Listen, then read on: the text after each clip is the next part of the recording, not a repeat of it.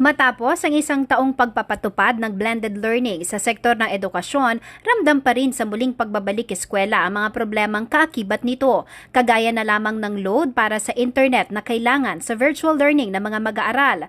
Dahil sa epekto ng COVID-19, may mga magulang na nawalan ng trabaho o di kaya naman hindi sumasapat ang kinikita para matustusan ang ganitong pangangailangan ng kanilang mga anak upang may pagpatuloy ang kanilang pag-aaral. Kaya naman naisipan ng Student Council ng Holy Angel University o HOW na mag-organisa ng donation drive sa kanilang paaralan upang makaagapay sa mga kapwa nila mag-aaral na may ganitong problema. Ang proyekto tinawag nilang Hawak Kamay, Edukasyong Panlahat mula sa Masa para sa Bata Donation Drive. Ayon kay Kenneth De Guzman, presidente ng Holy Angel University Student Council, una na nilang inulinsad ang proyekto nitong 2020 kasabay ng pandemya. Yung Hawak Kamay, Edukasyong Panlahat mula sa Masa para sa Bata is a donation drive po relaunched by the University Student Council of HAU. As the title implies, Hawak Kamay po, we aim to extend our hands sa ating mga kapwa Angelites by providing them prepaid load assistance every month.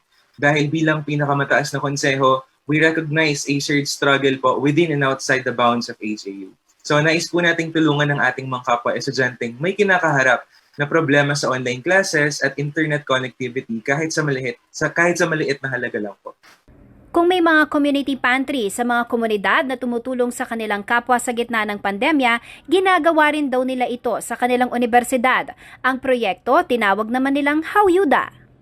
May ongoing po kaming project na medyo likely na pareho po sila, name HowYuda naman po siya. So yun naman po sinisave tuwing examination period ng mga estudyante. Sa simula pa lang ng pandemya, pinagplanuhan na raw ang proyekto ng paaralan at ng University Student Council upang dinggin ang hinaing ng mga estudyante sa internet connectivity. Batid din daw nilang epekto ng pandemya sa ekonomiya. At dahil naniniwala silang walang dapat mapag-iwanan sa mga estudyante, hindi raw dapat maging hadlang ang pandemya upang mahinto ang edukasyon. Prioridad na tulungan sa proyekto ang mga estudyante ng Holy Angel University na nasa poor to low middle income. Ang bawat story raw ng kanilang mga benepisyaryo patunay na nagpapatuloy pa rin ang problema sa edukasyon sa gitna ng pandemya. Pero mga ganitong kwento rin daw ang nagsisilbing inspirasyon sa tulad nilang mga estudyante na huwag sumuko sa pangarap na makatapos ng pag-aaral. Marami po kaming natutunan yung hindi pa maayos yung educational system sa bansa, bakit may mga estudyante na katulad namin nahihirapan ay napag-iiwanan na ng edukasyon at hindi nakaka-receive ng tamang karapatan para mag-aral. Sa gitna ng pandemya. Ipinalitaw din ng pandemya sa aking pagsusuri bilang isang estudyante na yung tugon ng pamahalaan sa mga pangangailangan ng estudyante ay kulang pa at wala pang konkretong proyekto para sa ligtas na balik eskwela. Sa mga storya nila, yung pinaka tumatak sa akin parang walang hahadlang sa taong may mataas na pangarap. Samantala, hindi na po problemahin ng mga benepisyaryo ang kanilang monthly load allowance para sa unang semestre. Pero upang may pagpatuloy ito sa susunod na SEM, kakailanganin pa rin daw nila ang tulong mula sa mga may mabubuting puso at maging tulay sa pagtupad ng pangarap ng mga kabataang pag-asa ng bayan.